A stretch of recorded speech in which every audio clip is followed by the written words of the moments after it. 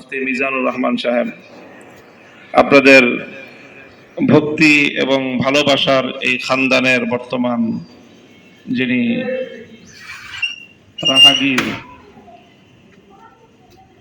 আমরা আসলে সেই ছাত্র জীবনের একান্ত বন্ধু মানুষ। এক বছরের এক জামাতের পার্থক্য ছিল, কিন্তু চলাচল আমাদের একসাথেই ছিল। সেই হিসাবে দীর্ঘ পুরনো বন্ধিত্ব। এরপর আল্লাহ পাক রব্বুল আলামিন কর্মজীবনে এনে আমাদেরকে কাছাকাছি জায়গায় থেকে আল্লাহর দ্বীনের কিছু খিদমতের সাথে সংযুক্ত করে রেখেছেন। সেই সুবাদে প্রতি অনেক বছর ধরেই রমজানুল মুবারকের 15 তারিখে আপনাদের এখানে আমার আসার সুযোগ হয়। মধ্যখানে কয়েক বছর আসতে পারি নাই। কেন পারি নাই আপনারা জানেন। আল্লাহ পাক রব্বুল আলামিন সেই বাধা প্রতিবন্ধকতা অপসারণ করে দিয়েছেন। এটা একমাত্র আল্লাহ পাক রব্বুল আলামিনের কুদরতের মাধ্যমেই সম্ভব ছিল এবং আল্লাহ তার কুদরতের মাধ্যমেই সেটা করেছেন। তো আল্লাহ পাক রব্বুল আলামিন চাইলে সবকিছুই হয়। তার আরেকটা দৃষ্টান্ত এবং তার আরেকটা নজির আমাদের বাংলাদেশের এই সমকালীন ইতিহাস শুধু বাংলাদেশের মানুষের জন্য নয়, বরং বিশ্ববাসীর জন্য একটা দৃষ্টান্ত হয়ে থাকলো। কোরআনে পাকের মধ্যে বিভিন্ন জায়গায় আল্লাহ পাক রব্বুল আলামিন একটা কথা বলেছেন, ফাআতাহুমুল্লাহু মিন হাইসু লাম ইয়াহতাসিবু হুয়াল্লাযী আখরাজাল্লাযীনা কাফারু মিন আহলিল কিতাবি মিন দিয়ারিহিম লিআউয়ালিল হাশর মা যানানতুম আন ইয়াখরুজু ওয়া যান্নু আন্নাহুম মানিআতুহুম হুসুনুহুম মিনাল্লাহ। আল্লাহ পাক রব্বুল আলামিন সেই নবী যুগের একটা ইতিহাস বর্ণনা করেছেন কোরআনে কারীমের সূরাতুল হাশরের মধ্যে। সেখানে একটা প্রেক্ষাপট তৈরি হয়েছিল। একটা দুর্ধর্ষ জাতি ছিল মদিনার মধ্যে, বনু কুরাইজা, বনু নজির। তো যাই হোক, লম্বা ইতিহাস। বনু নজির রাসূল সাল্লাল্লাহু আলাইহি ওয়াসাল্লামের সঙ্গে তাদের চুক্তি ছিল, সন্ধি ছিল। মদিনার ইহুদিদের সাথে মুসলমানদের চুক্তি ছিল। আল্লাহ রাসূল সাল্লাল্লাহু আলাইহি ওয়াসাল্লাম যখন মক্কা থেকে হিজরত করে মদিনায় আসলেন, নবীজি মদিনায় আসার পর পবিত্র মদিনার সিনারিটা অনেকটা এমন ছিল যে সেখানে 3টা জাতি বসবাস করত, 3 ধরনের মানুষ, 3 ধর্মাবলম্বী। এক তো মুসলমান, একটা অংশ 1/3 মদিনার। আরেক দল হলো তারা পৌত্তলিক, মুশরিক, মূর্তি পূজারী। এটা 2 দল। আরেক দল ছিল যারা ইহুদি। ইহুদিদের মধ্যে আবার কয়েকটা সম্প্রদায় ছিল। মুসলমানদের মধ্যে একাধিক সম্প্রদায় ছিল, ইহুদিদের মধ্যে একাধিক সম্প্রদায় ছিল, এবং মুশরিক পৌত্তলিকদের মধ্যে একাধিক সম্প্রদায় ছিল।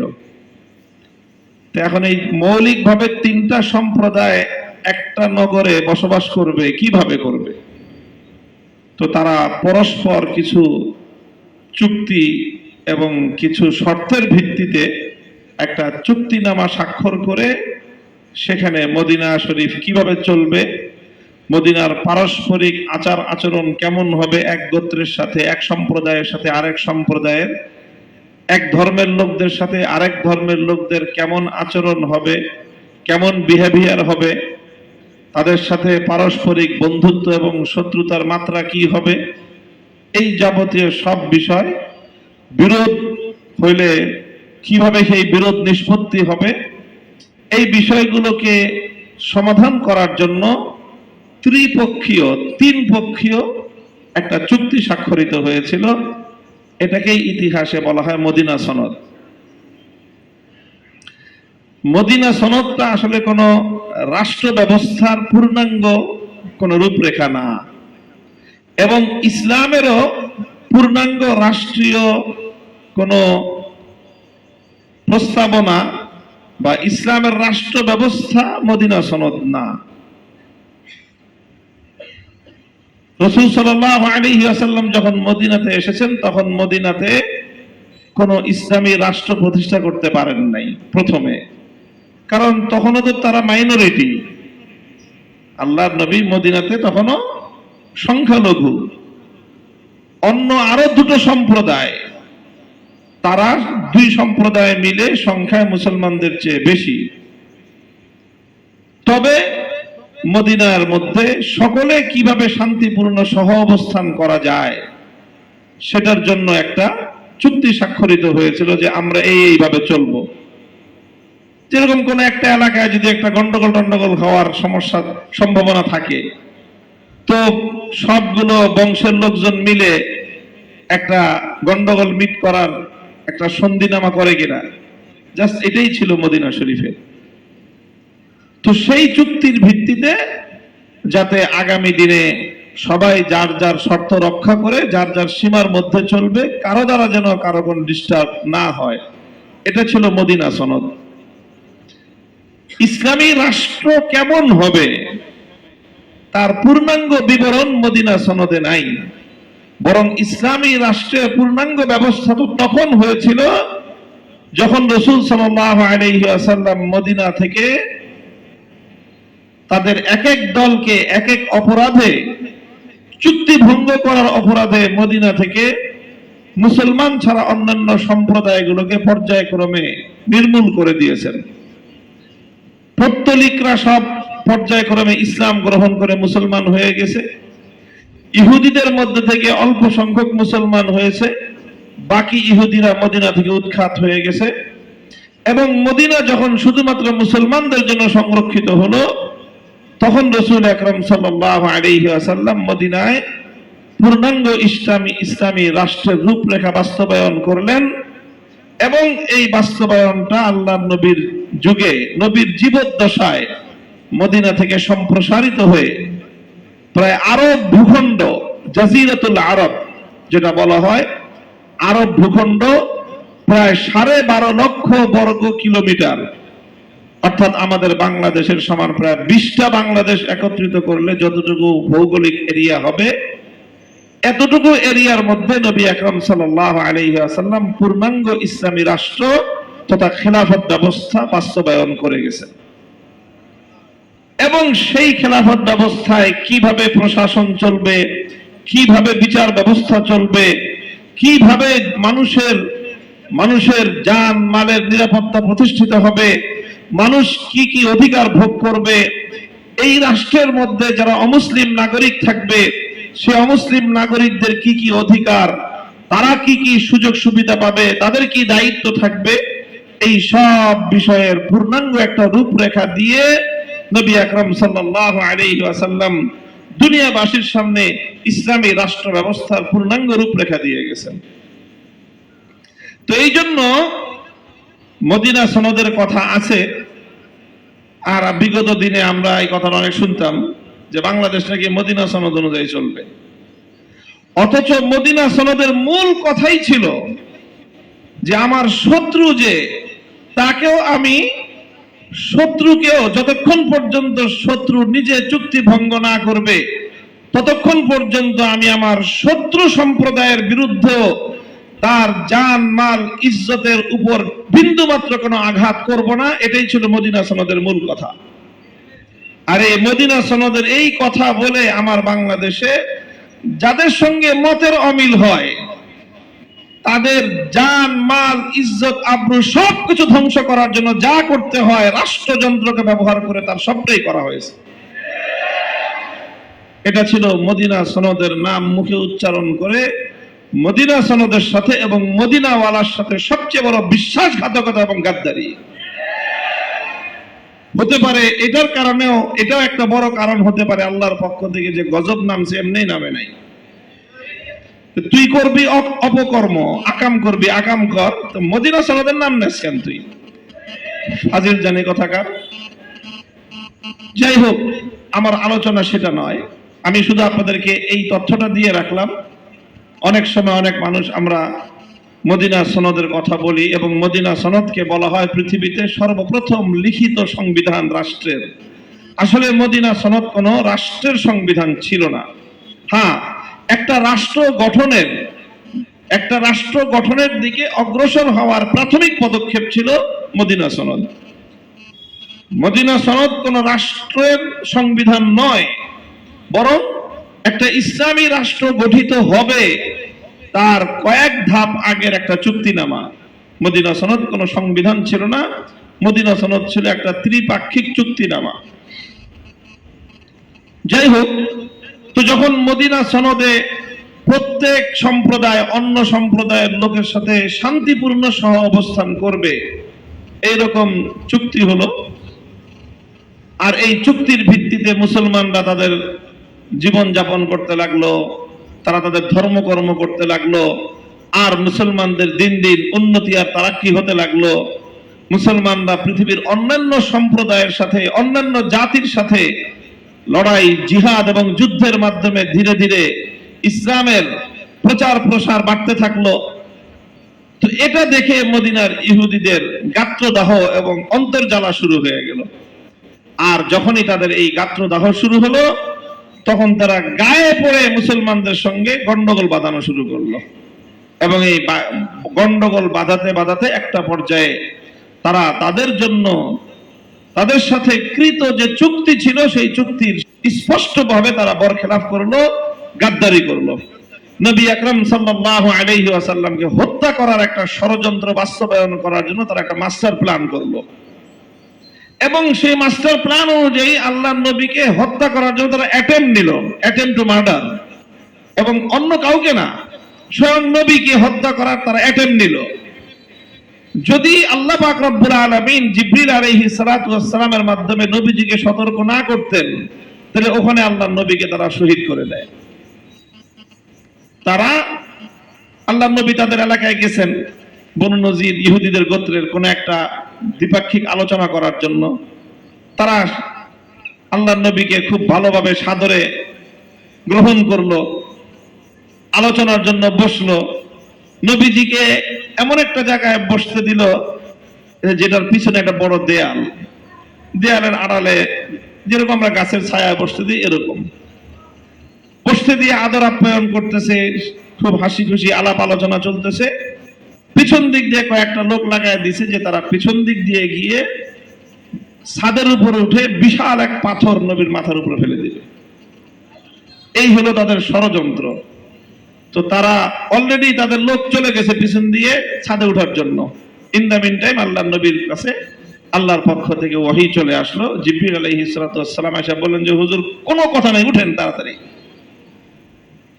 জিবরিল আমিন যখন এসে নবীকে এইভাবে বাই ফোর্স বললেন যে হুজুর উঠেন, নবীজি বুঝতে পারছেন যে কোনো ঘটনা, আমাকে এখনই উঠতে হবে। নবীজি সঙ্গে সঙ্গে উঠে চলে গেছেন। নিজের সাথী সঙ্গী যারা ছিলেন তাদেরকেও বলেন নাই যে নবীজি কেন উঠে যাচ্ছেন। আবু বকর সিদ্দিক ছিলেন, ওমর ফারুক ছিলেন রাদিয়াল্লাহু আনহুম, ওনাদেরকে কাউকে কিছু না বলে হুজুর উঠে গেলেন। সবাই মনে করছে মনে হয় হুজুর হাজাত সারতে যেতেছেন, উঠে গেলে কি মনে করে হয়তো কোনো প্রয়োজন, ইস্তেঞ্জা করতে যাবেন, এরকম কিছু মনে করছেন তারা সবাই। আল্লাহর নবী উঠে আসার পরে জিবরিল আলাইহিস সালাম বলছেন যে হুজুর ঘটনা হলো এই যে ওরা তো উপর দিয়ে আপনাদের সাথে ভাও দিতেছে, কিন্তু ভিতরের কাহিনী এই যে তারা আপনাকে হত্যা করার ষড়যন্ত্র করতেছে। পেছন থেকে গুপ্ত ঘাতক কিন্তু ইতিমধ্যে তার জায়গায় পৌঁছে গেছে। আপনি আর এখানে ফিরে যায় না, আপনি সোজা মদিনায় চলে যান। আল্লাহর নবী উঠছেন যে একদম সোজা মদিনায় চলে আসছেন। সাহাবায়ে কেরাম যারা ওখানে অপেক্ষায় ছিলেন তারা মনে করতেছেন যে কিছুক্ষণের মধ্যে হুজুর আবার ফিরবেন, কিন্তু হুজুর আর ফিরেন না। তখন তারা সবাই চলে গেছেন। যাওয়ার পর আল্লাহর নবী বললেন যে ঘটনা তো এই যে ইহুদিরা তো বিশ্বাসঘাতকতা করে আমাকে হত্যা করার ষড়যন্ত্র করেছিল, কাজেই যেহেতু বিশ্বাসঘাতকতা করেছে কাজেই ওদের আর ক্ষমা নাই।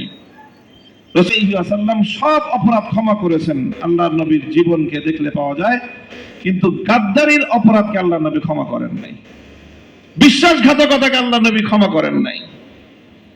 রাসূল আকরাম সাল্লাল্লাহু আলাইহি ওয়াসাল্লাম বললেন যে মদিনায় এই ইহুদি সম্প্রদায়, এদের উপরে আক্রমণ চালাও এবং এদের এলাকা ঘেরাও করো। মুসলমানরা তাড়াতাড়ি সব রওনা হয়ে গেলেন। নবীকে হত্যা করার ষড়যন্ত্র, এটা শুনলে কোনো মুসলমানের শরীরের রক্ত ঠান্ডা থাকে?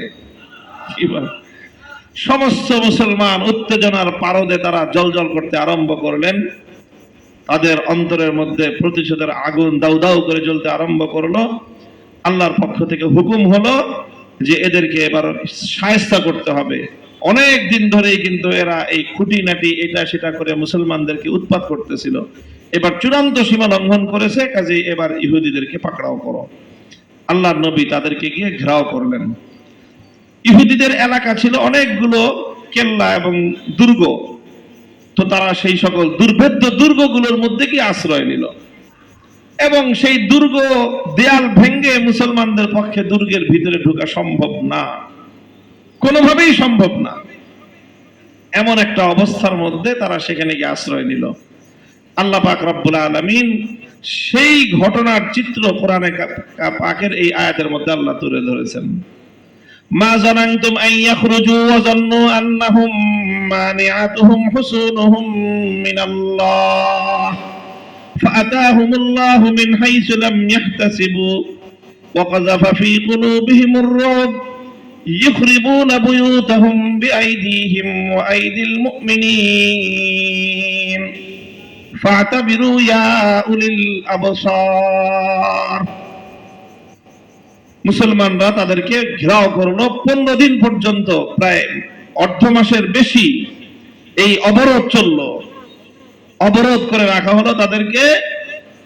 শেষ পর্যন্ত আল্লাহ পাক রব্বুল আলামিন বলতেছেন যে তাদের এমন দুর্গ ছিল, এমন কেল্লা ছিল, মা জানানতুম আন ইয়াখরুজু, তোমরা কোনোদিন কেউ কল্পনাও করে নাই যে এই দুর্ভেদ্য দুর্গের ভিতরে কেউ থাকলে তাকে যে সেখান থেকে পরাজিত করে বাইরে বের করে আনা যায়, তোমাদের ধারণাতেও ছিল না, কল্পনায়ও ছিল না। ওয়াজান্নু আন্নাহুম মানিআতুহুম হুসুনুহুম মিনাল্লাহ, আর ইহুদিরাও মনে করেছিল যেই কেল্লা আমরা বানাইছি এই কেল্লা ভেদ করে আল্লাহ ঢুকতে পারবে না। আল্লাহ বলতেছেন ওয়াজান্নু আন্নাহুম মানিআতুহুম হুসুনুহুম মিনাল্লাহ, যে আল্লাহর যতই শক্তি থাকুক আমাদের বানানো এই কেল্লা ভেঙ্গে আল্লাহ ভিতরে ঢুকবেন, আল্লাহর কি এত ক্ষমতা নাকি? কি বলেন? আল্লাহ বলতেছেন শেষে ফাআতাহুমুল্লাহু মিন হাইসু লাম ইয়াহতাসিবু, আল্লাহ বলেন যে আরে বোকা, আমার আসার জন্য তোদের মতো এরকম কেল্লার দেয়াল টপকায় আমার আসতে হয় না, কেল্লার দরজা ভেঙ্গে আমার ঢুকতে হয় না। আমি আল্লাহ যখন ঢুকতে চাই তখন আমার গণভবনের গেট দিয়ে ঢুকতে হয় না। আমার গণভবনের দুর্ভেদ্য এই এলাকা থেকে আল্লাহ যদি কাউকে ধরতে চান তো আল্লাহর কি গেটের পারমিশন নিয়ে ঢুকতে হবে? আল্লাহর কি ধারণা আপনাদের? আল্লাহ পাক যখন ঢুকতে চান সংসদের ভিতরেও আল্লাহ কারো পারমিশন নিয়ে ঢুকেন না, গণভবনে আল্লাহ কারো পারমিশন নিয়ে ঢুকেন না। আল্লাহ যখন ঢুকেন বঙ্গভবনের কারো পারমিশনের তোয়াক্কা আল্লাহ করেন না, বরং আল্লাহ যখন ঢুকার সিদ্ধান্ত নেন আল্লাহ নিজের সিদ্ধান্তে ঢুকেন। আর আল্লাহ যখন সিদ্ধান্ত নেন বাকি সকল সিদ্ধান্ত আমার আল্লাহর সিদ্ধান্তের সামনে বাতিল বলে গণ্য হয়। ফাআতাহুমুল্লাহু মিন হাইসু লাম ইয়াহতাসিবু, আল্লাহ এই কথাটাকে একটা দৃষ্টান্ত হিসেবে বিশ্ববাসীর সামনে উপস্থাপন করেছেন যে দেখো তোমরা যত নিজেদেরকে সেফ মনে করো, 3 স্তরের নিরাপত্তা বলয় তৈরি করা হয়েছিল। 3 স্তরের। একটা তো বাহ্যিক নিরাপত্তা আছে, যে দূর দূরান্তে, আমরা তো মোহাম্মদপুর এলাকায় থাকি, জুলাই মাসের শুরু থেকেই মোহাম্মদপুর এলাকায় একটা আওয়াজ উঠেছে রাষ্ট্রীয় সরকারি ভাবে যে অন্য যতগুলো পয়েন্ট ছিল, এটা আমি আপনাদেরকে বোঝানোর জন্য বলতেছি, ইতিহাস এবং কোরআনের কিছু কথা দৃষ্টান্ত হিসেবে সমকালীন ইতিহাসটা সামনে আনতেছি, কারণ বুঝতে সুবিধা হবে। মাইকটা আমি কেমনে খাইছি বা আপনি কেমনে খাইছেন আমার চোখের সামনে, এটা দৃষ্টান্ত দিলে ইতিহাসের কথা বোঝা সহজ হয়, এই জন্য বলতেছি। অন্য কারো প্রতি বিশেষ কোনো বিদ্বেষ নিয়ে কথাটা বলতেছি না। আওয়াজ একটা উঠে গেছে বিভিন্ন ভাবে, রাষ্ট্রীয় সংস্থাগুলো আমাদেরকে বারবার ঝালাপালা করতেছে যে কি ব্যাপার।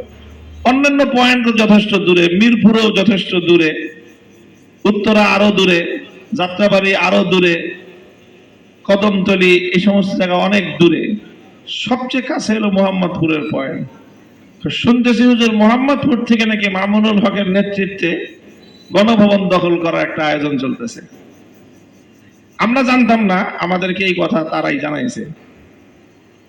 এই একেবারে জুলাই মাসের শুরু থেকে। তো এই জন্য 3 স্তরের নিরাপত্তা ছিল। প্রথমে ছিল অনেক দূর পর্যন্ত, দূরে দূরে পুলিশের বিশাল একটা বৃহত্তর একটা বলয়, যেন কোনো মানুষ এই বৃহত্তর এলাকার মধ্যে বিশৃঙ্খলা করতে না পারে। এরপরে ছিল পুলিশের চেয়ে আরো শক্তিশালী বাহিনী, র্যাবের আরেকটা নিরাপত্তা বলয় ছিল। আর এরপরে মূল এরিয়াটাকে কেন্দ্র করে গোটা মধ্য জায়গাটা, সেখানে সরাসরি সেনাবাহিনীর একটা টহল দল এলাকাটাকে কর্ডন করে রেখেছিল। এটা হলো প্রকাশ্য 3 স্তরের নিরাপত্তা ব্যবস্থা। আর গোপন আরো, মানে যেটা নাকি অপ্রকাশ্য আরো ব্যাপক নিরাপত্তা ব্যবস্থা ছিল। রাষ্ট্রীয় গোয়েন্দা সংস্থাগুলো তো আছেই, চতুর্দিকে ছড়ানো ছিটানো, কে কি কথা বলে ফিসফাস, সব কথা তাদের কাছে চলে যায়, এরকম গোয়েন্দা নেটওয়ার্ক ছিল। রাষ্ট্রীয় গোয়েন্দা নেটওয়ার্কের উপরে ভিনদেশী আরেকটা দেশ, যারা আমাদের দেশ নিয়ে আমাদের চেয়ে বেশি চিন্তা করে। আমরা কি খামো, আমার খাওয়ান নিয়ে তারা আমার চেয়ে বেশি চিন্তা করে। আমার রাষ্ট্র কিভাবে চলবে, আমার জনগণের চেয়ে, আমার দেশের মানুষের চেয়ে তাদের মাথা ব্যথা বেশি। তাদের গোয়েন্দা সংস্থার আরেকটা নিরাপত্তা বলয় ছিল। 3 নম্বর নিরাপত্তা বলয় আরেকটা ছিল বাংলাদেশে, সেটা রাষ্ট্রীয় সকল গোয়েন্দা সংস্থাগুলোর বাইরে সরাসরি পিএম এর একটা নির্দিষ্ট নিজস্ব একটা গোয়েন্দা সংস্থা ছিল। এত কিছু করা হয়েছিল। আর এরপরে গোটা প্রশাসন ব্যবস্থাকে এমন ভাবে ঢেলে সাজানো হয়েছিল। আমরা ছোটবেলায় একটা কথা শুনতাম, একটা ডায়ালগ শুনতাম, ওই যে একটা জাহাজ বানাইছিল, বিশাল একটা জাহাজ, পৃথিবীর ইতিহাসের একটা দৃষ্টান্তহীন টাইটানিক জাহাজ। আমরা ছোটকালে শুনতাম, মানুষ নাকি বলতো পাথর ভাসতে পারে, শোলা ডুবতে পারে। শোলা বুঝেন না? আরে শোলা বলে না, কি বলেন আপনারা? শোলাই তো বলে আমরা এলাকায়। মানে শোলা তো কোনোদিন ডুবে না, এর বাইন্দার নিচে ডুবাইলে হুট করে আবার এই পানিতে ভাসে উঠে। তারা বলতো যে শোলা ডুবতে পারে, পাথর ভাসতে পারে, টাইটানিক নাকি ডুবে না। তো কি বলেন, টাইটানিক ডুবে না? ডুবে না, টাইটানিক ডুবছে। এমন একটা নিরাপত্তা বলয় তৈরি করা হয়েছিল গোটা প্রশাসনের মধ্যে, ধাপে ধাপে ধাপে ধাপে সকল স্তরে এমন ভাবে প্রশাসন সাজানো হয়েছিল যে এই প্রশাসনের পক্ষ থেকে কোনোভাবে বিরোধিতা করা সম্ভব না। রাজনৈতিক দলমল যা ছিল এগুলোর তো প্রথমে ঘাড় ভাঙছে, মাথা ভাঙছে, এরপরে সর্বশেষ কোমর মাজা ভাঙ্গা সব ফালাচিয়ে দিছে। এবং বড় বড় রাজনৈতিক দলগুলো, আমি তো তখন জেলখানায়, এবং বাগা বাগা সবাই গেছে আসছে, অনেকেই ছিল ভিতরে। 2024 সালের 7ই জানুয়ারি যখন নির্বাচন হয়ে গেল, তো নির্বাচনের আগ পর্যন্ত সবার মনের মধ্যে একটু ধিকি ধিকি ধিকি ধিকি আশার আলো জ্বলতেছিল। যেদিন নির্বাচন হয়ে গেল, তারপরের দিন এক একজনের চেহারা দেখি মনে হয় যে রাজ্যের সকল হতাশা এক একজনের চেহারার উপর। এরপরে যখন মন্ত্রীদের শপথ হয়ে গেল, এমপিদের শপথ হয়ে গেল, মনে হলো যে কফিনের মধ্যে সর্বশেষ যে পেরেক ওইটাও মেরে দিছে, আর কোনো সম্ভাবনা নাই। এখন তারা নতুন করে প্ল্যান শুরু করলো যে আর খামাখা এই লোক জীবত্ব থাকতে আর কামেবো না, কাজে এবার 15-20 বছরের লেগে সবাই নিয়ত করো।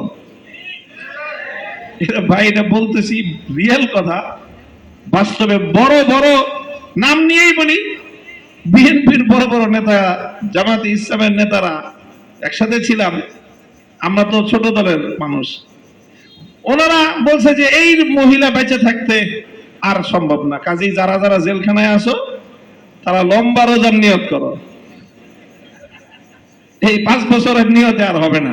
আগে তো 5 বছরকে নিয়ত করতো, 2009 সালের থেকে নিয়ত করছে 5 বছরে, 14 সালে রোজা ভাঙছে, আবার 15 সাল থেকে নিয়ত করছে, 19 সালে ভাঙছে, 19 সালে নিয়ত করছে, 24 সালে ভাঙছে। 24 সালে যখন এই কাহিনী হয়ে গেল, তখন বললো যে এই আর যতদিন এই মহিলা হায়াতে আছে, খালি হায়াত চিন্তা করতো, বয়স 78 হয়েছে, আর কতদিন তার কর্মক্ষমতা থাকতে পারে। কিন্তু বয়স হিসাব করে কোনো কুল কিনারা করা যেত না, কারণ তার বয়স বাড়তেছে, শারীরিক ফিটনেস মনে হইতো যে আরো তরতাজা হইতেছে। এই অবস্থা ছিল না? কবে যে এই শরীর স্বাস্থ্য ভাঙ্গা ধরবে এটাও আর কোনো আশাবাদ নাই, কমপক্ষে না 15-20 বছরের জন্য মোটামুটি সবাই নিয়ত করে ফেলছে। ঠিক আল্লাহ পাক যে শব্দগুলো বলছেন না, মা জানানতুম আন ইয়াখরুজু ওয়া যান্নু আন্নাহুম মানিআতুহুম হুসুনুহুম মিনাল্লাহ, তোমরা কল্পনা করো নাই যে এভাবে এই ধরনের বিশাল একটা পরাশক্তি ধরাশায়ী হতে পারে, তোমাদেরও কল্পনায় ছিল না। ওয়া যান্নু আন্নাহুম মানিআতুহুম হুসুনুহুম মিনাল্লাহ, এবং তাদেরও ধারণা ছিল না যে এইভাবে তাদের নিরাপত্তা বলয় ভেদ করে আমার আল্লাহ পাক রব্বুল আলামিনের কুদরতি পাকড়াও তার শাহরত পর্যন্ত পৌঁছে যেতে পারে। কল্পনা ছিল না, তারাও কল্পনা করে নাই, বিপক্ষ দলও কল্পনা করে নাই, কেউ কল্পনা করে নাই।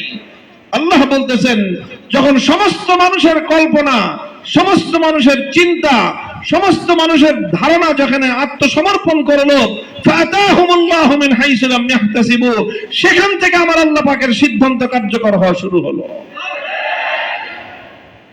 ফাতাহুমুল্লাহু মিন হাইসু লাম ইয়াহতাসিবু। মুহতারাম হাজিরিন, বলার উদ্দেশ্য হলো এই যে আমার এক বড় বোন আছে, মদিনা শরীফে ছিলেন 35 থেকে 40 বছর, প্রায় দীর্ঘ সময় আমাদেরকে বিভিন্ন সময় নসিহত করেন। তো আমরা অনেক বড় বড় আলেম হয়েছি ভাইরা, কিন্তু আমার এই বোনের নসিহত আমাদের প্রত্যেকটা কদমে কদমে আমাদের কাছে মনে হয় যে সোনার অক্ষরে লেখা নসিহত।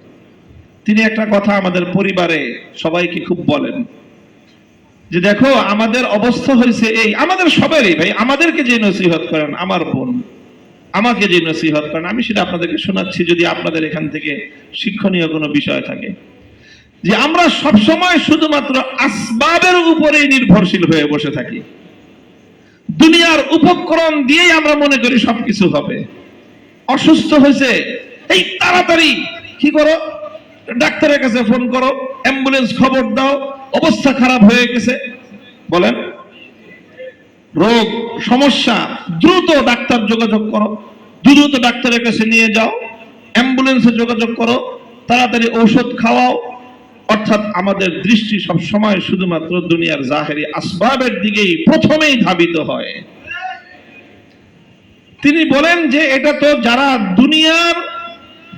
দুনিয়ার জীবনকেই সর্বস্ব হিসেবে যারা বিবেচনা করে, এটা তাদের জীবন দর্শনটা এমন হওয়া উচিত। আর যাদের জীবন দর্শনের মধ্যে মূল সূত্র হলো আল্লাযীনা ইউমিনুনা বিল গায়ব, যারা গায়েবে বিশ্বাসী ঈমানদার সম্প্রদায়, তাদের জীবন দর্শন কোনোদিন এমনটা হতে পারে না। বলেন আল্লাহ পাক রব্বুল আলামিন কোরআনে পাকের মধ্যে আমাকে এবং আপনাকে সর্বপ্রথম সূরা বাকারার প্রথম দিকে যেই পরিচয় আল্লাহ আমাদের দিয়েছেন, হুদাল লিল মুত্তাকিন আল্লাযীনা ইউমিনুনা বিল গায়ব, যে ঈমানদাররা তো গায়েবে বিশ্বাসী। ঈমানদার তো তারা যারা গায়েবে বিশ্বাস করে। গায়েবে বিশ্বাস করার অর্থ কি? যেটা দেখা যায় না, যেটা শোনা যায় না, যেটা ধরা যায় না, যেটা ছোঁয়া যায় না, এমনকি যেটা বুঝে আসে না, এই গায়েবের মধ্যে এটাও একটা। হাওয়াসায়ে খামসায়ে জাহেরা মাদ্রাসার তালেবে ইলম, হাওয়াস ইন্দ্রিয় শক্তি, একটা হলো পঞ্চ ইন্দ্রিয় শক্তি, যেটা বাহ্যিকভাবে চক্ষু, কর্ণ, নাসিকা, ত্বক, আর হলো চক্ষু, কর্ণ, নাসিকা, ত্বক, আর এটা কি জিহ্বা। এই পাঁচটা হলো পঞ্চ ইন্দ্রিয়, বাহ্যিক পঞ্চ ইন্দ্রিয়। ঠিক এরকম আরো 5টা পঞ্চ ইন্দ্রিয় আছে যেগুলো মানুষের বোধ শক্তির সাথে রিলেটেড। এগুলোকে হাওয়াসায়ে খামসায়ে বাতিনা বলি আমরা আরবিতে। পঞ্চ ইন্দ্রিয় যেরকম বাহ্যিক রয়েছে, এরকম পঞ্চ ইন্দ্রিয় মানুষের দিমাগের সাথে, মানুষের ব্রেনের সাথে সম্পৃক্ত আরো 5টা ইন্দ্রিয় আছে। তো ইউমিনুনা বিল গায়ব, মুমিন তো তারা যারা 5 ইন্দ্রিয় দিয়ে যেটাকে অনুভব করা যায় না, এমনকি ব্রেনের 5টা ইন্দ্রিয় দিয়ে যেটাকে ক্যাপচার করা যায় না, সেই জিনিসকে যারা বিশ্বাস করে তাদেরকেই বলা হয় মুমিন বিল গায়ব, এবং তারাই হলো ঈমানদার। আমরা আমাদের বিশ্বাসের সীমানা রাখতে চাই শুধুমাত্র আমার বুঝ এবং আমার হিসাব এবং আমার অ্যানালাইসিস এবং আমার প্রেডিকশন, এর যে সীমানা, এর মধ্যে আমরা ঘুরপাক খেতে থাকি। তো যাই হোক, আমি আমার পরের একটা সূত্র আমি রেফারেন্স দিচ্ছিলাম যে এই যে কেউ অসুস্থ হলে আমরা কি করি? দ্রুত ডাক্তার দেখাও, দ্রুত মেডিকেলে নাও, দ্রুত চিকিৎসা করো, দ্রুত ঔষধ খাওয়াও, এই পর্যন্তই আমরা সীমাবদ্ধ থাকি। ইসলাম মানুষকে চিকিৎসা করতে নিষেধ করে নাই, বরং চিকিৎসা করাটাও সুন্নত। ডাক্তারের শরণাপন্ন হতে নিষেধ করে নাই, বরং ডাক্তারের শরণাপন্ন হওয়াটাও সুন্নত। ইলাজ করতে নিষেধ করে নাই, ঔষধ সেবন করাও সুন্নত। তবে ব্যাপারটা হলো যে ইসলাম শুধুমাত্র কোন রোগের আরোগ্যের জন্য, সুস্থতা অর্জন করার জন্য শুধুমাত্র চিকিৎসা করতেই বলে নাই, বরং চিকিৎসা ছাড়াও আরো কিছু করতে বলেছে। সেগুলো আমরা বেমালুম ভুলে গিয়ে থাকি। ইসলাম কি বলেছে, আল্লাহর কোরআন কি বলেছে, আল্লাহর নবী কি বলেছেন? আল্লাহর নবী বলেছেন আস-সাদাকাতু তারুদ্দুল বালা, আস-সাদাকাতু তানফাউ মিম্মা নাযালা ওয়া মিম্মা লাম ইয়ানজিল। যে দেখো, তোমাদের উপর যে কোনো বিপদ আপদ যখন আসে, তো সেই বিপদকে রোধ করার জন্য, সেই বিপদ থেকে আত্মরক্ষার জন্য আস-সাদাকাতু জুন্নাতুন, একটা ঢাল, একটা দুর্ভেদ্য ঢাল হলো কি? আল্লাহর রাস্তায় সাদাকা করো। সাদাকা এটা যেই বিপদ আসে নাই, সেই বিপদ থেকে মানুষকে যেরকম নিরাপত্তা দেয়, নবীর হাদিস হলো যেই বিপদ চলে আসছে, চলে আসার পরেও সাদাকা সেই বিপদকে আবার প্রতিহত করে দিতে পারে। কোন ডাক্তারের এই ক্ষমতা নাই যে বিপদ, রোগ চলে আসার পরে সেটাকে প্রতিহত করে দেয়। ডাক্তারদের চিকিৎসাটা এমন হয় যে সেই রোগটা ধীরে ধীরে ভালো হয়, কিন্তু রোগটা প্রতিরোধ করার ক্ষমতা নাই।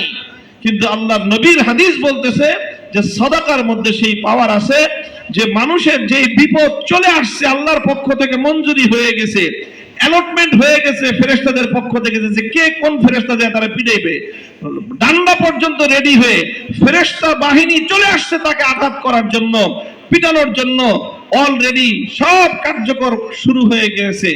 ওই সময়ও আল্লাহর বান্দা আল্লাহর রাস্তায় সাদাকা করলে সেই সাদাকা আল্লাহর পক্ষ থেকে প্রেরিত আযাবকে আবার তার আপন জায়গায় ফেরত পাঠিয়ে দেয়। এক নম্বর হলো সাদাকা। দুই নম্বর হলো আল্লাহর দিকে ধাবিত হওয়া।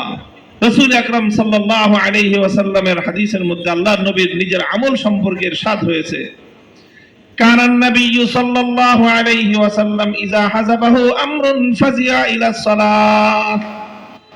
নবীজি যে কোনো বিষয়ে যখন দুশ্চিন্তাগ্রস্ত হয়ে পড়তেন, তো সর্বপ্রথম আল্লাহর নবী নামাজের দিকে ধাবিত হতেন। নামাজের দিকে ধাবিত হতেন, 2 রাকাত নামাজ পড়ে আল্লাহর কাছে সাহায্য চাইতেন। আকাশে চন্দ্র সূর্য আলোহীন হয়ে পড়েছে, এখন তো কত রকম বৈজ্ঞানিক বিশ্লেষণ দাঁড়িয়েছে, আগাম অনুমান করা যায়, কিন্তু বিজ্ঞানের আবিষ্কারের যুগে তো আগাম কোনো অনুমান করা যেত না।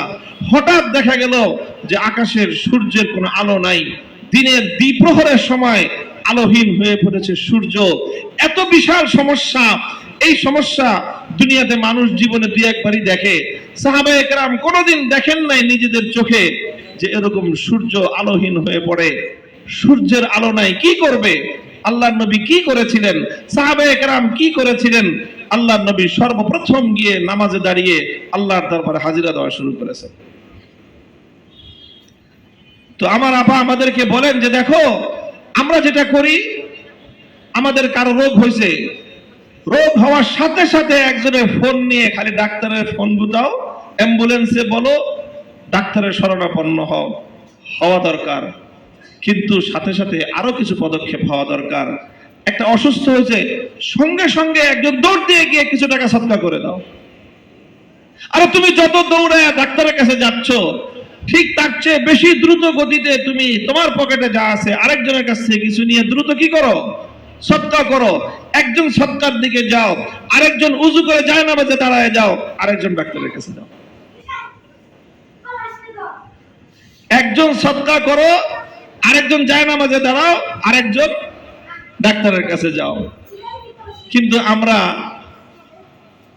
সাদাকার দিকে ধাবিত হই না, আমরা জায়নামাজের দিকে দাঁড়ানোটাকেও অতটা গুরুত্ব দেই না। আমাদের বিশ্বাস একটাই, যে অবস্থা শরীরের পালস নেমে গেছে, হার্টবিট বেড়ে গেছে, দ্রুত এখন ডাক্তারের কাছে না নিলে কোনো কিছুই হবে না। তো আমাদের সব কিছু নির্ভরশীল হয়ে পড়েছে জাহেরি শক্তির উপর, জাহেরি আসবাবের উপর।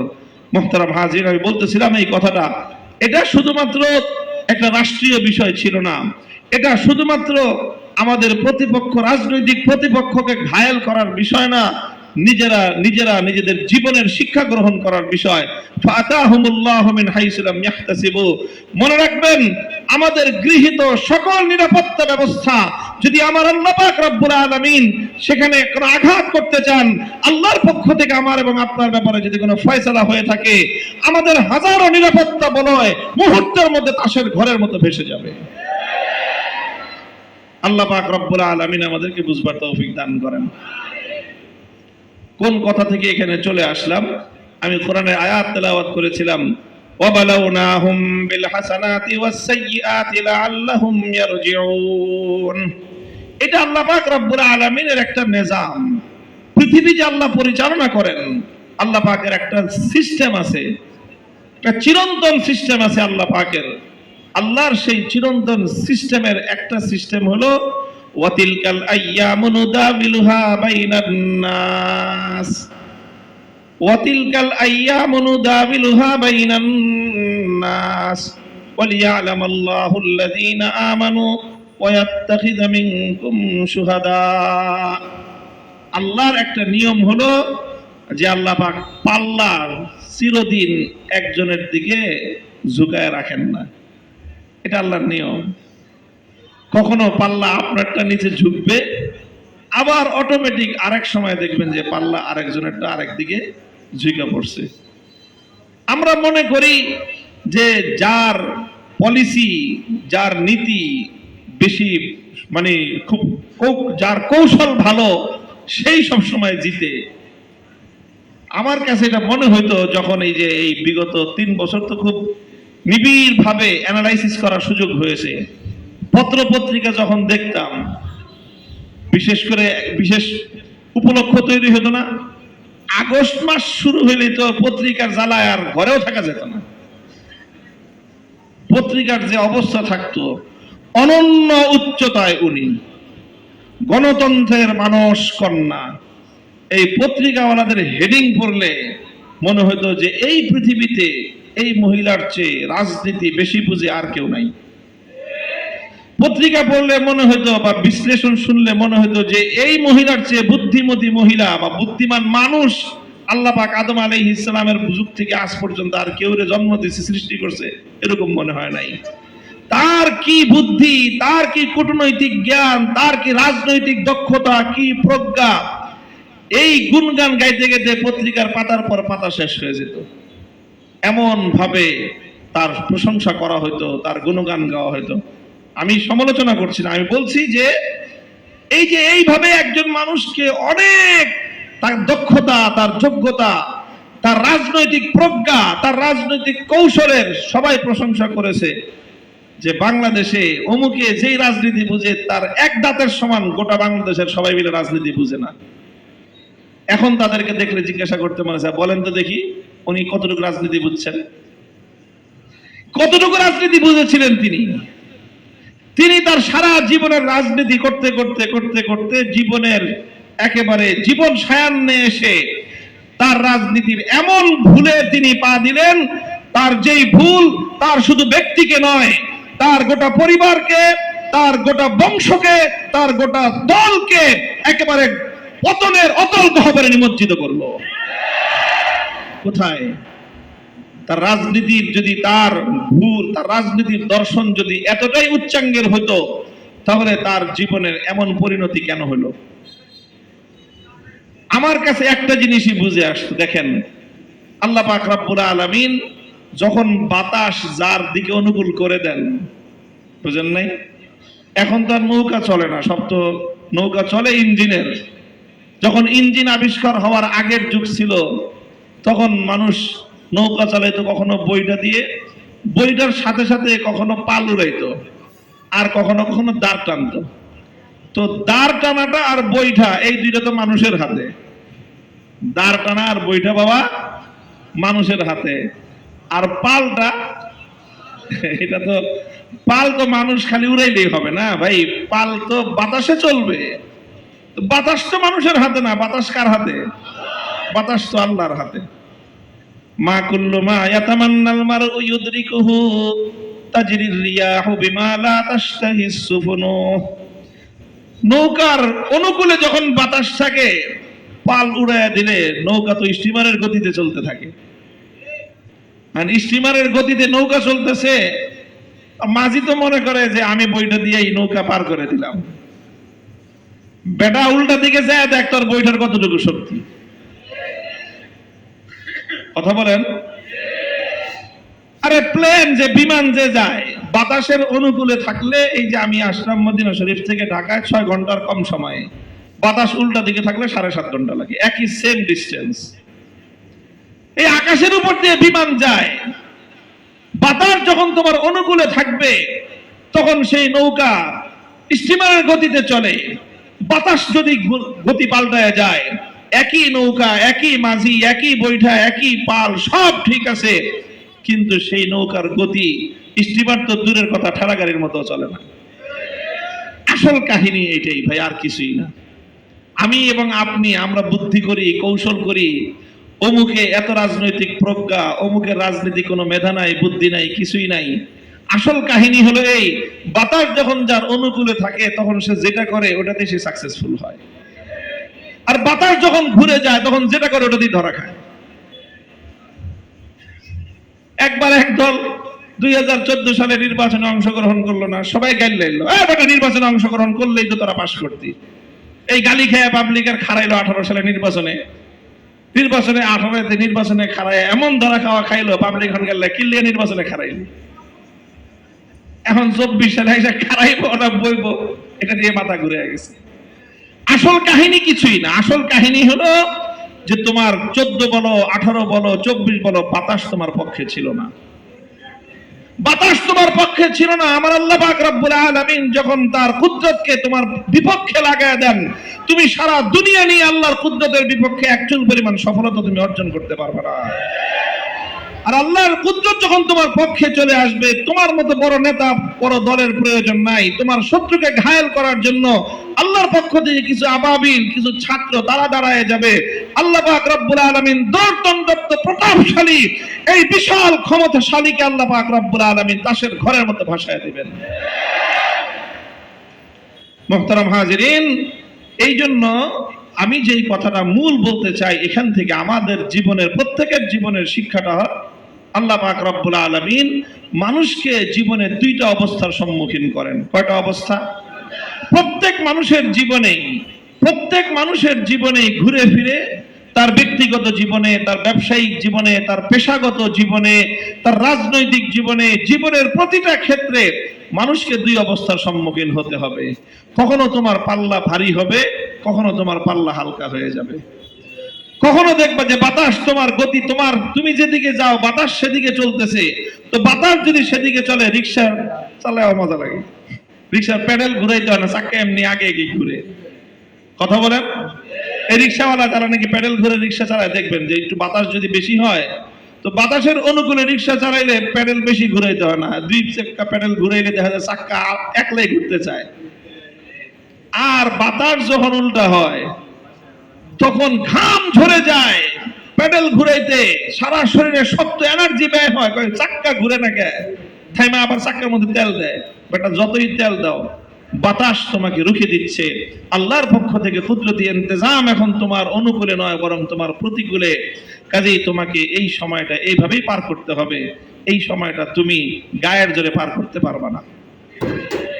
মানুষের জীবনে 2টা অবস্থা আসে, আল্লাহ পাক রব্বুল আলামিন সেটাই বলেছেন, ওয়াবালাউনাহুম বিল হাসানাতি ওয়াস সাইয়্যাত। আল্লাহ বলেন যে দুনিয়ার জীবন আসলে পুরাটাই হলো পরীক্ষার ফল। দুনিয়ার জীবনটা কি ভাই? পুরাটাই A to Z, এখানে 1 ইঞ্চি সময় বাকি নাই। আপনার জীবন থেকে নিয়ে মৃত্যু পর্যন্ত আমার জীবন থেকে মৃত্যু পর্যন্ত ফুল পিরিয়ডটাই হলো আমার পরীক্ষার হলের সময়। পরীক্ষার হলে যখন আমি আর আপনি আসি, তো পরীক্ষার হলে কখনো কখনো অবস্থা একটু ভালো হতে পারে, কখনো কখনো অবস্থা একটু খারাপ হতে পারে। আপনি একটা পরীক্ষার হলে আসেন, হঠাৎ কারেন্ট গেছে গিয়া, এখন এমন একটা পরিবেশ, চতুর্দিকে দরজা জানালা বদ্ধ, এসি ছাড়া এই হলে বসে থাকা কঠিন। এখন কারেন্ট নাই, যতই হাই হুতাশ করেন এসি চলবে? ফ্যান ঘুরবে? এখন আপনার তো এসি চলতেছে না, ফ্যান ঘুরতেছে না, আপনার পরীক্ষার হলের সময় হলো 3 ঘন্টা, কারেন্ট থাকুক আর না থাকুক ঘড়ির কাঁটা বসে থাকবে? বলেন তো। ঘড়ির কাঁটা তার আপন গতিতে চলতে থাকবে। কারণ আপনি যদি পরীক্ষার লেখালেখি বাদ দিয়ে পরীক্ষার প্রশ্ন উত্তরপত্র উত্তর দেওয়া বন্ধ করে দিয়ে আপনি যদি খালি চিৎকার চেঁচামেচি করতে থাকেন যে ভাই ফ্যান ছাড়ো, ফ্যান ছাড়ো, ফ্যান নাই কেন, এসি চলে না কেন, এটা হয় না কেন, ওইটা হয় না কেন, এই সমস্ত আজেরা চিৎকার করে টাইম নষ্ট করে লাভ আছে? ভাই তোমার এসি থাকুক, ফ্যান চলুক, অথবা এসি বন্ধ থাকুক, ফ্যান বন্ধ থাকুক, তোমার পরীক্ষার সময় কিন্তু 3 ঘন্টা। 3 ঘন্টা যখন সময় হবে, তখন ওই স্কুলের মাদ্রাসার যে পিয়ন, ও কিন্তু আর কারেন্টের দীক্ষা বেল বাজাবে না। পরে ঘড়িতে বলে দেওয়া হয়েছে 9টা থেকে 12টা পরীক্ষার হল, 12টা বাজবে, ও কিন্তু টুনটুনি বাজি ঠিকই বাজায় দিবে, ঠিকই বাজায় দিবে। কারো জন্য অপেক্ষা করবে না সময়টা।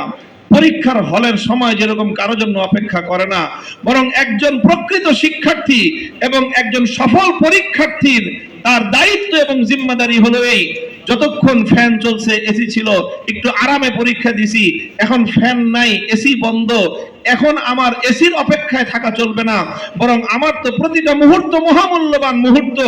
আমি এই 3 ঘন্টার মধ্যে আমার সমস্ত উত্তরগুলি যদি আমি যথাযথভাবে লিখতে পারি, তাহলে আমার বার্ষিক ফলাফলে আমার পরীক্ষার রেজাল্টে A+ আসবে। আর আমি যদি এসি আর বাতাসের অপেক্ষায় বসে থাকি, সময় যদি পাস হয়ে যায়, উত্তর যদি দিতে না পারি, তাহলে আমার ফেল করা ছাড়া কোনো উপায় নেই। এই জন্য মুহতারাম হাজিরিন, আল্লাহর কোরআন বলতেছে মানুষকে আল্লাহ পাক রব্বুল আলামিন 2টা অবস্থা দিয়ে পরীক্ষা করেন। কয়টা অবস্থা? 2 অবস্থা দিয়ে মানুষের জীবনের পরীক্ষা আসে। কখনো কখনো মানুষের জীবনে ভালো অবস্থা দিয়ে পরীক্ষা হয়, কখনো কখনো মানুষের জীবনে খারাপ অবস্থা দিয়ে পরীক্ষা হয়। কঠিন পরিস্থিতির সম্মুখীন করে আল্লাহ পাক রব্বুল আলামিন পরীক্ষা করেন। কঠিন পরিস্থিতি হয় অনেকের জীবনে, আল্লাহ আমাদের সকলকে নিরাপদে রাখুন। আমরা দুর্বল, আল্লাহর কাছে দোয়া করি আল্লাহ যেন আমাদেরকে কঠিন অবস্থার সম্মুখীন যেন না করেন, আর করলেও একটু সামান্য একটু যেন করেন। যতটুকু কঠিন অবস্থার সম্মুখীন করবেন, তার চেয়ে আল্লাহ যেন তার রহমত এবং তার সাহায্যটা আমাদের উপর আরো বেশি করে দেন, দোয়া করি। কিন্তু মনে রাখতে হবে যে পরিস্থিতি কিন্তু 2 রকমই হয়। তো পরিস্থিতি যেটাই হোক, কঠিন পরিস্থিতি হলেও পরীক্ষা একরকম, ভালো অবস্থা হলে পরীক্ষা আরেক রকম। বরং আমি তো যেটা বলি, কোরআন এবং হাদিস থেকে যেটা বোঝা যায়, যে কঠিন পরিস্থিতিতে পড়ে মানুষ পরীক্ষায় যতটা সহজে উত্তীর্ণ হতে পারে, ভালো অবস্থার সম্মুখীন হলে মানুষের পক্ষে পরীক্ষায় পাশ করা আরো বেশি কঠিন হয়ে যায়। অর্থাৎ বিপদের পরীক্ষায় অনেক মানুষ উত্তীর্ণ হয়, কিন্তু সচ্ছলতার পরীক্ষায় অধিকাংশ মানুষ ফেল করে। বিপদের পরীক্ষায়, অভাবের পরীক্ষায় অনেক মানুষ পাশ করে যায়, আর সচ্ছলতা এবং ধনাঢ্যতার পরীক্ষায় অনেক মানুষ ফেল করে যায়। মজলুম হওয়ার অবস্থায় অনেক মানুষ কঠিন অবস্থায় জুলুম সহ্য করে করে তারা পরীক্ষায় উত্তীর্ণ হয়ে যায়, কিন্তু ক্ষমতা পাওয়ার পরে অধিকাংশ মানুষ জুলুমে নিজেরা জুলুমের সাথে সম্পৃক্ত হয়ে, নিজেরা জালেমের ভূমিকায় অবতীর্ণ হয়ে অধিকাংশ ক্ষমতাবান পরীক্ষায় ফেল করে যায়। অধিকাংশ ক্ষমতাহীন তারা পরীক্ষায় পাশ করে যায় জুলুম সহ্য করার পরীক্ষায়, কিন্তু অধিকাংশ ক্ষমতাবান জুলুম করার পরীক্ষায় পাশ করতে পারে না, ফেল করে যায়। ওয়াবালাউনাহুম বিল হাসানাতি ওয়াস সাইয়্যাতি লাআল্লাহুম ইয়ারজিউন। আল্লাহ কখনো ভালো অবস্থা দেন, কখনো খারাপ অবস্থা দেন। খারাপ অবস্থা দিলেও সেটার মধ্য দিয়ে আল্লাহ পাক রব্বুল আলামিন দুনিয়ার মানুষকে পরীক্ষায় উত্তীর্ণ হতে পারলে আল্লাহর পক্ষ থেকে অনেক সাহায্য সহযোগিতা আছে। আমার আগে মাওলানা কিনা আপনার ওলিউল্লাহ সাহেব হুজুর ওয়াজ করতেছিলেন, আমি একটু শুনতেছিলাম। হযরত ইমাম আহমদ ইবনে হাম্বল রাহমাতুল্লাহি আলাইহির ইতিহাস বলতেছিলেন। হ্যাঁ, ইতিহাস পড়লে দেখা যায় আমরা যে চার ইমামের কথা জানি, চার মাযহাব সারা দুনিয়াতে অনুসৃত, চার মাযহাবের বাইরে অল্প কিছু মানুষ আছে যারা লা মাযহাবী অথবা যারা আহলে হাদিস বলে নিজেদেরকে পরিচয় দেন, তারাও একটা স্কুল অফ থটের উপর আছেন। কিন্তু দুনিয়ার মুসলমানরা প্রায় 80 বা 90% মুসলমান চার মাযহাবে বিভক্ত। এই চার মাযহাবের চার ইমামের ইতিহাস যদি আমরা পড়ি, তাহলে এই চার ইমামের মধ্যে তিন ইমামকে আমরা এমন দেখব যে যাদের জীবন কঠিন বিপদের মধ্য দিয়ে অতিক্রান্ত হয়েছে। আল্লাহ পাক রব্বুল আলামিন এই বিপদ দিয়ে তাদেরকে পরীক্ষা করেছেন। ইমামে আযম আবু হানিফা নোমান ইবনে সাবিত রাহমাতুল্লাহি আলাইহি, আমরা যে হানাফি মাযহাবের অনুসারী বলে নিজেদেরকে পরিচয় দেই, আমাদের ইমাম আবু হানিফা রাহমাতুল্লাহি আলাইহির জীবনে এরকম পরীক্ষা এসেছিল।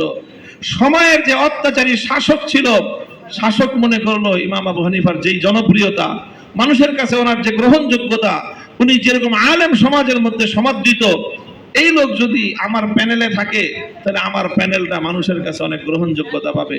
এই জন্য শাসক ইমাম আবু হানিফাকে বললেন, অফার করলেন, অনেক বড় একটা অফার। কি যে হুজুর, আপনি আমার দেশের চিফ জাস্টিস, প্রধান বিচারপতির পদ অবলম্বন মানে অলংকৃত করেন। প্রধান বিচারপতি পদ মানে হলো বিশাল সম্মানের পদ, অনেক বড় ক্ষমতার পদ। তিনি কেন দিতে চাইলেন? যে তার নিজের অন্যায়, অবিচার, জুলুম এগুলোকে মানুষের কাছে হালাল করার জন্য। ইমাম আবু হানিফা রাহমাতুল্লাহি আলাইহি চিন্তা করলেন, আমি যদি জালেমের অধীনে প্রধান বিচারপতি হই তাহলে তার জুলুমকে বৈধতা দেওয়া হয়। ইমাম আবু হানিফা বললেন যে নোমান আপনার এই চাকরি করবে না, প্রধান বিচারপতির দায়িত্ব গ্রহণ করবে না। কথা এক কথা দুই কথা লম্বা হইতে হইতে শেষ পর্যন্ত জালেম শাসকের ইগোতে লেগে গেল যে আমি এত বড় একটা অফার করলাম, তুমি আমার অফার নিবে না, তুমি 2 পয়সার মোল্লা, কত বড় ক্ষমতা তোমার দেখতে চাই। সেই ইমাম আবু হানিফা রাহমাতুল্লাহি আলাইহিকে শেষ পর্যন্ত বন্দী করলো, কারাগারে নিয়ে আটকে রাখলো। কারাগারে বন্দিত্ব তিনি বরণ করলেন, কিন্তু জালেমের জুলুমকে বৈধতা দেওয়া হবে এই জন্য তার পদ এবং তার অধীনে প্রধান বিচারপতির পদ তিনি গ্রহণ করেন নাই। শেষ পর্যন্ত তাকে সেই কারাগারের মধ্যে ষড়যন্ত্রমূলকভাবে খাবারের মধ্যে বিষ প্রয়োগ করে ইমামকে কারাগারের অন্ধকার প্রকোষ্ঠের মধ্যে হত্যা করা হয়েছে। তিনি শাহাদাত বরণ করেছেন, কিন্তু জালেমের সামনে মাথা নত করেন নাই। এই হলো এক ইমামের ইতিহাস। দ্বিতীয় ইমাম, ইমাম দারুল হিজরা মালিক ইবনে আনাস রাহিমাহুল্লাহু তাআলা, উনি একটা ফতোয়া দিলেন। ফতোয়াটা শাসকের পছন্দ হয় নাই। শাসক যেই লাইনে চায়, ইমামের কথা অন্যদিকে হয়ে গেছে। শাসক বলল যে হুজুর কথাটা ঘুরায় বলেন। হুজুর বলল যে মালিকের মুখ দিয়ে তো কথা ওইটাই বের হবে যেটা কোরআন হাদিস দ্বারা প্রমাণিত। তোমার শাসকের পক্ষে গেল কি গেল না, মালিক সেই কথা বিবেচনা করার সময় তার নাই। এতে সময়ের শাসক অপমানিত বোধ করলো যে এত বড় কথা, যে আপনি আমার এতটুকু খেয়াল করবেন না, আমার স্বার্থে আঘাত লাগে কি লাগে না সেটা চিন্তা করবেন না, আপনি বাস মাসলা একটা দিয়ে দিবেন। বলে যে হ্যাঁ আমি মাসলা দিয়ে দিব, কোরআন যেটা বলে, নবীর সুন্নাহ যেটা বলে, মাসলা সে অনুযায়ী হবে। এতে শাসকের স্বার্থ রক্ষা হলো না শাসকের স্বার্থের উপর আঘাত করলো, চিন্তা করার সময় ইমামের নাই। সিদ্ধান্ত নিল যে ইমামকে সে তার এই অসম্মানের প্রতিশোধ দিবে। এই ইমামের কাছ থেকে সে তার অপমানের প্রতিশোধ গ্রহণ করলো, নির্মম প্রতিশোধ, নির্মম প্রতিশোধ গ্রহণ করলো। কি প্রতিশোধ? দেখেন, আমাদের সমাজে কাউকে অপমান করতে চাইলে আমরা এখন বর্তমানে যেটা বুঝি, জুতার মালায় গলায় দিয়ে বাজারে ঘুরাও। আচ্ছা বলেন তো, এর চেয়ে বড় অসম্মান কিছু আছে? ঠিক ওই যুগে ঠিক এরকম জুতার মালায় গলা দিয়ে ঘুরানোর মতোই একটা অপমান ছিল কাউকে গাধার পিঠে আরোহণ করে বাজারে ঘুরানো। ইমামে মালিকের সঙ্গে সেই আচরণ করা হয়েছে, যিনি ইমাম দারুল হিজরা, যিনি মদিনার ইমাম, সারা পৃথিবীর আলেম সমাজ যাকে অনুসরণ করে, যাকে ফলো করে, সেই রকম আকাশের তারকাতুল্য এক ইমাম, যার সম্পর্কে অনেক মুহাদ্দিসিনদের কথা হলো, নবী আকরাম সাল্লাল্লাহু আলাইহি ওয়াসাল্লাম যার ব্যাপারে ভবিষ্যৎবাণী করে গিয়েছেন যে দ্বীন এবং ইসলামকে আমার এই মদিনার থেকে কিছু মানুষ তারা উম্মতের জন্য আল্লাহর দ্বীন এবং ঈমানের ইলমকে তারা প্রচার করবেন। এরকম একজন মহান ইমামকে বর্তমান আমাদের পরিভাষা অনুযায়ী জুতার মালা গলায় দিয়ে বাজারে ঘুরানো হয়েছিল তাকে অপমান আর অসম্মান করার জন্য। পৃথিবীর ইতিহাস বলে যারা ইমাম মালিককে অপমান করার জন্য গাধার পিঠে ছাড়া হয়েছিল, এতে ইমাম মালিক অপমানিত হন নাই। আজও পৃথিবীর সমস্ত মাযহাবের, 4 মাযহাবের সমস্ত আলেম সমাজ, 4 মাযহাবের বাইরে দুনিয়ার সমস্ত মুসলমান ইমাম মালিকের নাম শুধুমাত্র ইমাম মালিক বলে উচ্চারণ করে না, তার শুরুতে ইমাম শব্দ যুক্ত করে, শেষে রাহমাতুল্লাহ আলাইহি যুক্ত করে, আরো অনেক উপাধি যুক্ত করে ওনার নামটা উচ্চারণ করে। তার নাম উচ্চারণ করার সাথে সাথে ভক্তিতে আমাদের সকলের হৃদয় ভরে যায়। ইমামে মালিকের সম্মান কমে নাই, বরং যারা তাকে অসম্মান করতে চেয়েছিল ইতিহাসের আস্থা করে তারাই নিক্ষিপ্ত হয়েছে। 34 ইমাম আহমদ ইবনে হাম্বল রাহমাতুল্লাহি আলাইহি, তার সঙ্গে সময়ের শাসক যে অত্যাচার করেছে, যেই জুলুম এবং অন্যায়ের আচরণটা করেছিল, ভয়াবহ অন্যায়ের আচরণ, ইতিহাস অনেক লম্বা মর্মান্তিক ইতিহাস। ইমাম আহমদ ইবনে হাম্বল রাহমাতুল্লাহি আলাইহিকে শুধু কারাগারে বন্দী করে রাখা হয় নাই, বরং কারাগারে বন্দী করছিল। অপরাধ কি ছিল? অপরাধ ছিল এই যে একটা শরীয়তের কথা, ইসলামের একটা মৌলিক আকীদার কথা নিয়ে শাসকের সঙ্গে ওনার বিরোধ তৈরি হয়ে গেল। শাসক বলল যে ইসলামের এই কথাটা আপনার এইভাবে বলতে হবে। ইমাম বললেন যে এইভাবে বললে তো হবে না, কোরআন হাদিস তো আমাকে এইভাবে বলার পারমিশন দেয় না। শাসক বলে যে আরে কোরআন হাদিস বুঝি না, আমি যেভাবে বলছি সেইভাবে বলতে হবে। ইমাম আহমদ ইবনে হাম্বল বললেন যে তুই বেটা, তোর মতো 14টা শাসক এসেও আমার মুখ থেকে কোরআন হাদিসের বাইরে এক চুল পরিমাণ কথা মুখ থেকে উচ্চারণ করতে পারবে না। জুলুম করলো, বন্দী করলো। 10 জন জল্লাদ ওনার জন্য নিযুক্ত করা হলো। একজন একজন করে ওনাকে বেত্রাঘাত করতে থাকতো। একজন ক্লান্ত হলে আরেকজন শুরু করত, দ্বিতীয় জন ক্লান্ত হলে তৃতীয় জন শুরু করত। এইভাবে পর্যায়ক্রমে প্রতিদিন 10 জন ব্যক্তি শরীরের সমস্ত শক্তি ব্যয় করে ওনার শরীরের উপর বেত্রাঘাত করত। প্রতিদিন ওনার শরীর নতুন করে রক্তে ভেসে যেত। ইমাম আহমদ ইবনে হাম্বলের মুখে একটা কথাই উচ্চারিত হতো, ইতুনি বিকিতাবিল্লাহি ওয়া সুন্নতি রাসূলিহি আত্তাবিকুম। পিটায়ে, জুলুম করে, অত্যাচার করে, খুন করে, হত্যা করে আমার মুখ থেকে কোনো অন্যায় কথা তোমরা আদায় করতে পারবে না। ইমাম আহমদ ইবনে হাম্বল রাহমাতুল্লাহি আলাইহি এই জুলুমের শিকার হয়েছেন। ইমামে বুখারী রাহমাতুল্লাহি আলাইহি তিনি বুখারী শরীফ পড়াইতেন। সারা পৃথিবীতে ওনার বুখারী শরীফের সুনাম সুখ্যাতি ছড়িয়ে পড়লো। সারা পৃথিবীর সমস্ত মুহাদ্দিসিনগণ ইমাম বুখারীকে উপাধি দিল আমিরুল মুমিনিন ফিল হাদিস, হাদিস শাস্ত্রের সম্রাট। আর ওনার কিতাব উপাধি পেল আসাহুল কুতুবিল হাদিসিয়া, পৃথিবীর ইতিহাসের বিশুদ্ধতম হাদিস গ্রন্থ সহিহুল বুখারী, as-সাহিহুল লিল ইমাম আল বুখারী। শাসক বলল যে হুজুর আপনার কিতাবটা তো অনেক নাম করছে, আপনি এক কাজ করেন, আপনি প্রতিদিন একটু আমার বাড়িতে এসে আমার 2 ছেলেকে আপনার কিতাবটা পড়ায় দিয়ে যাবেন। তো ইমাম বুখারীকে এই প্রস্তাব দিয়ে শাসক মনে করছে যে সে ইমামের উপর একটু করুণা করলো, যে হুজুর মানুষ প্রতিদিন রাজমহলে আসবেন, এটা তার জন্য অনেক সম্মানের। হুজুর বললেন যে এটা ওই হুজুর না, টিউটর হুজুর না, এটা এই হুজুর টিউশনই করে না। তোমার পোলার যদি আমার কাছ থেকে ইলম শিখতে হয়, আমার কাছে হাজার হাজার ছাত্র এসে যেরকম আমার সামনে সালার চটের উপর হাঁটু গেড়ে বসে আমার সামনে কিতাব পড়ে, তোমার ছেলেকেও যদি আমার কাছে পড়তে হয় এখানে আসতে হবে, অন্য 10 জনের সাথে মাটিতে বসে হাঁটু গেড়ে বসে আমার কাছ থেকে কিতাব পড়তে হবে। ইন্নী লা উযিল্লুল ইলমা ওয়া লা আহমিলুহু ইলা বাবিল উমারা, আমি আল্লাহর কোরআনের ইলম, নবীর হাদিসের ইলম, এটাকে আমি বহন করে একজন শাসকের দরবারে নিয়ে শাসকের সম্মানের সামনে আমি আল্লাহর কোরআন এবং নবীর হাদিসের ইলমের কি অসম্মান করব? ইমাম বুখারীর দ্বারা সেই জিনিস হবে না। পরিষ্কার জানায় দিলেন, আমি যাব না, শিখতে হলে তোমাদের কি আমার এখানে আসতে হবে। শাসক অপমান বোধ করলো। আর শাসকরা যখন কোনো কিছুকে উৎপাত করতে চায়, পরের দিন পুলিশ পাঠায় দিছে যে হুজুর আপনি যে এখানে সবক পড়াইতেছেন, মাদ্রাসা করতেছেন, আপনি ওসি সাহেবের কাছ থেকে, ডিসির কাছ থেকে পারমিশন নিছেন। এই শুরু করছে উৎপাত। কত রকম উৎপাত দেখেছি।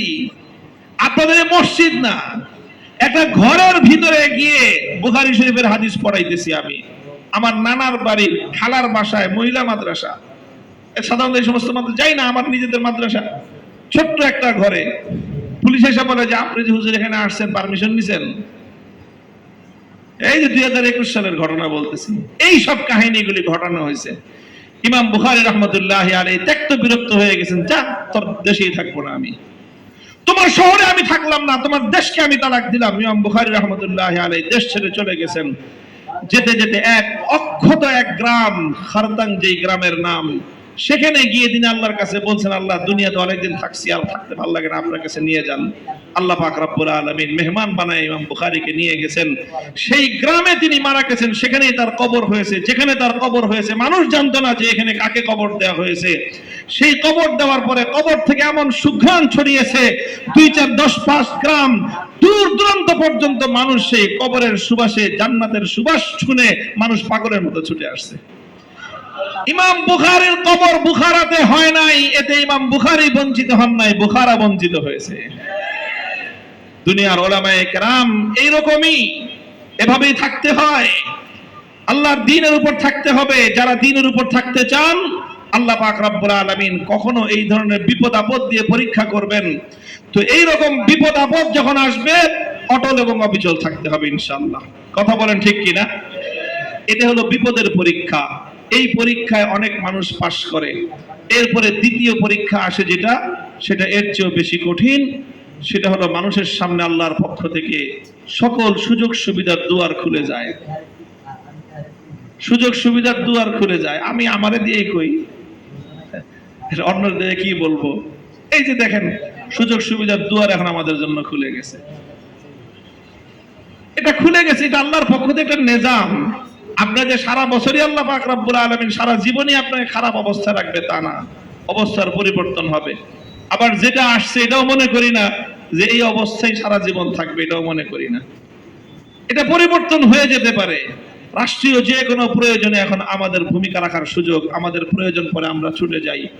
মুহতারাম হাজিরিন, আপনার এবং আমার জীবনে, প্রত্যেকের জীবনে এরকম দুইটা অবস্থার তৈরি হয়, কখনো ভালো অবস্থা, কখনো খারাপ অবস্থা। আমি কি বললাম? কোরআন এবং হাদিস অ্যানালাইসিস করে আমরা যে তথ্যটা পাই, খারাপ অবস্থায় পড়ে মানুষ যত বেশি পরীক্ষায় ফেল করে, ভালো অবস্থার সম্মুখীন হয়ে তার চেয়ে বেশি মানুষ পরীক্ষায় ফেল করে। মানুষের অর্থনৈতিক অনটন দেখা দিলে অনেক মানুষ অভাবের কারণে চরিত্র নষ্ট হয়, ঠিক আছে, কিন্তু অভাবের কারণে যেই পরিমাণ মানুষের চরিত্র নষ্ট হয়, টাকা পয়সা কামাই করা চরিত্র নষ্ট হয় তার চেয়ে 1000 গুণ বেশি মানুষের। বুঝেন না এই কথাটা? অভাবের কারণে সমস্যা হয়। অভাব এটা একটা পরীক্ষা। এই পরীক্ষায় পাশ করা যত কঠিন, হঠাৎ আল্লাহ পাক রব্বুল আলামিন, আপনি ছিলেন একজন সাধারণ দিনমজুর অথবা সাধারণ একজন দিনে কামাই করা, মাসে 15,000 10,000 কামাই করা একজন মানুষ, হঠাৎ আল্লাহ পাক রব্বুল আলামিন আপনার ভাগ্যের চাকা এমন ভাবে ঘুরিয়ে দিল, আপনি বছর ঘুরতে না ঘুরতেই কয়েক কোটি টাকার মালিক, কয়েকশো কোটি টাকার মালিক। এই আমাদের বসিলা থেকে শুরু করে এই এলাকার পশ্চিম দিকের বহু মানুষ এমন আছে। আগে ছিল কতগুলি ক্ষেতের মালিক, ওই ক্ষেতের মধ্যে ধান চাষ করে জীবন চলতো, হঠাৎ সে এলাকা শহর হয়ে গেল, 80,000 টাকার জমি এখন 80 লাখ টাকা কাঠা। এখন যার এরকম 10 বিঘা জমিন ছিল, ও কয়শো কোটি টাকা মালিক হয়েছে দেখেন। এখন সে 100 কোটি টাকা, 1000 কোটি টাকার মালিক হয়ে গেছে। তো ওই যে অভাব ছিল, ওইটাও আল্লাহর পক্ষ থেকে একটা পরীক্ষা। আর এই যে আপনাকে 100 কোটি টাকার মালিক বানায় দেওয়া হলো, এটাও আপনার জন্য আল্লাহর পক্ষ থেকে একটা পরীক্ষা। তবে অভাবের পরীক্ষা যত কঠিন, সচ্ছলতার পরীক্ষা তার চেয়ে বেশি কঠিন। আল্লাহ পাক আমাদেরকে অভাবের পরীক্ষা, সচ্ছলতার পরীক্ষা, যাদের হাতে ক্ষমতা ছিল না, জুলুম নির্যাতন সহ্য করছেন, ধান খেতে থাকছেন, জঙ্গলে থাকছেন, ওই বন বাজারে গিয়ে থাকছেন, নৌকার মধ্যে সই টানায় মশারি টানায় ঘুমাইছেন বছরের পর বছর, এটাও একটা পরীক্ষা ছিল। সেই অবস্থা দূর হয়ে এখন এমন একটা অবস্থা তৈরি হয়েছে, এখন আপনার কথায় গোটা এলাকা চলে, এটাও আর একটা পরীক্ষা। ওই পরীক্ষায় যারা যারা পাশ করে আসছে, এই পরীক্ষায় তাদের অধিকাংশই ফেল করতেছে। একটু সময় সুযোগ পেয়েই মানুষের উপর জুলুম শুরু করে দিছে। মানুষ অতিষ্ঠ হয়ে গেছে অনেক মাজলুমদের অত্যাচারে। অনেক মাজলুমের অত্যাচারে বাংলাদেশের মানুষ এখন অতিষ্ঠ। যাদের প্রতি 10 বছর 15 বছর পর্যন্ত মানুষের অনেক সহানুভূতি ছিল, সেই মানুষটা এখন দিন ঘুরে যাওয়ার কারণে তার চেহারা রং বদলে গেছে। খবরদার, এই চেহারা রং বদলাইবেন না, চেহারা রং বদলাইবেন না। মনে রাখেন, এই আল্লাহ পাক রব্বুল আলামিন যিনি এই অবস্থার পরিবর্তন করেছেন, সে আল্লাহর ক্ষমতা কিন্তু কমে যায় নাই। মুহূর্তের মধ্যে আবার আল্লাহ পাক রব্বুল আলামিন কখন যে পরিস্থিতির পরিবর্তন করে দিতে পারেন, আল্লাহর জন্য কারো কাছ থেকে পারমিশন নিতে হয় না। আল্লাহ পাক আমাদের সকলকে বুঝবার তৌফিক দান করেন।